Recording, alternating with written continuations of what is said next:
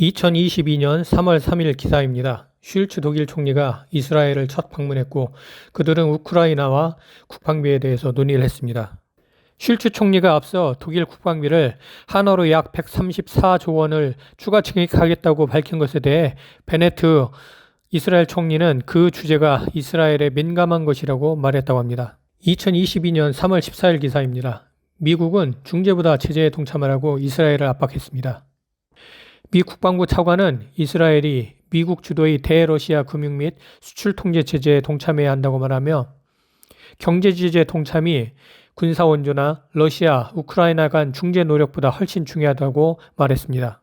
그동안 러시아 및 우크라이나와 좋은 관계를 유지해온 이스라엘은 그동안 미국과 영국 주도의 대러시아 제재 동참에는 미온적이었습니다. 이스라엘은 전쟁을 피해 탈출한 우크라이나 난민 수용도 꺼려왔습니다. 그뿐 아니라 이스라엘은 헬멧과 방탄조끼 등 방어용 군수품을 지원해 달리는 우크라이나의 요청도 거절하였습니다. 2022년 3월 20일자 기사입니다. 젤런스키 대통령 이스라엘의 무기 지원을 촉구했습니다. 젤런스키 대통령은 이스라엘의 방공망이 최고라는 건 누구나 안다. 방공망 지원을 통해 우크라이나 사람과 우크라이나의 유대인을 구할 수 있다며 무기 지원을 촉구했습니다. 그러나 이스라엘은 우크라이나의 방공망 등 무기 지원 요청을 거부해왔고 서방의 대대적인 대러시아 경제제재 조치에도 동참하지 않고 있었습니다. 2022년 3월 25일 기사입니다. 러시아 눈치 보는 이스라엘, 우크라이나 등의 해킹용 소프트웨어 판매를 거부합니다. 우크라이나는 2019년부터 러시아 정부 측 휴대전화를 해킹할 목적으로 NSO 그룹의 스파이웨어인 페가수스 구입을 위한 로비를 벌여왔습니다. 그러나 이스라엘 국방부는 그런 목적이라면 판매할 수 없다며 거부 입장을 고수했습니다. 또한 러시아가 접경지대에 병력을 증강하던 지난해 8월 우크라이나는 한 번 더 구매 요청을 했지만 이마저 거절당했다고 합니다. 2022년 5월 3일 기사입니다. 아돌프 히틀러도 유태인 혈통이라는 세르게이 라브로프 러시아 외무장관의 발언 이후 세계 각국이 강력한 비판을 쏟아냈습니다.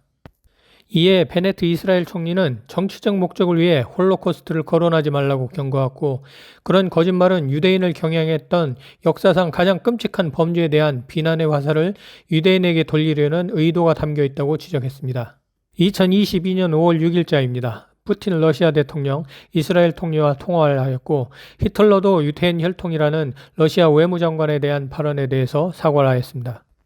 이에 이스라엘 총리실은 베네트 총리가 사과를 받아들였고 홀로코스트에 대한 기억과 유대인에 대한 입장을 명확히 해준 푸틴에 대해서 감사를 표했다고 전했습니다. 베네트 총리는 지난 2022년 3월 말에도 푸틴 대통령과 통화해서 우크라이나 사태를 논의했으며 3월 초에는 직접 모스크바를 방문해 푸틴 대통령과 회담을 하기도 했습니다. 2022년 5월 27일 기사입니다. 이스라엘이 자체 기술로 개발해 독일에서 생산한 스파이크 대전차 유도 미사일을 우크라이나에 제공하게 해달라는 미국의 요청을 거절했습니다. 이스라엘의 한 고위 관리는 이스라엘 무기로 인해 러시아군 병사가 사망하면 러시아가 시리아에서 이스라엘의 안보 이익을 해칠까 우려한다고 말했습니다.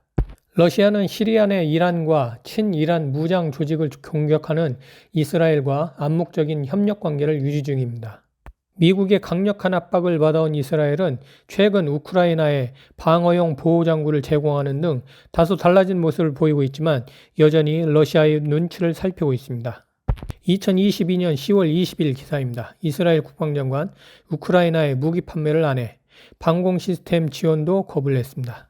그러나 베니 간츠 이스라엘 국방부 장관은 조기 경보 시스템 구축 지원 요청을 받았고 그들이 필요로 하는 것들에 대한 정보 공유를 요청했으며 생명을 구하는 조기 경보 시스템 개발을 지원했다고 설명했습니다. 추가로 이스라엘은 다양한 실무적인 고려에 따라 우크라이나에 무기 체계를 제공하지는 않는다는 점을 강조하고 싶다고 말했습니다. 에스겔서 38장 4절에는 너를 돌이켜 갈고리로 내 아가리를 꿰고 너와 말과 기마병 곧 내 온 군대를 끌어내대라고 말씀하셨습니다. 그 시점은 언제인지 아무도 모릅니다. 현재까지 이스라엘과 러시아는 외교적으로 상당히 우호적인 관계를 유지하고 있습니다. 그러나 복잡하게 얽혀있는 여러 나라의 국제정세가 두 나라 사이에 보이지 않는 균열을 조금씩 만들고 있습니다. 과연 그것들이 무엇일지 알아보겠습니다.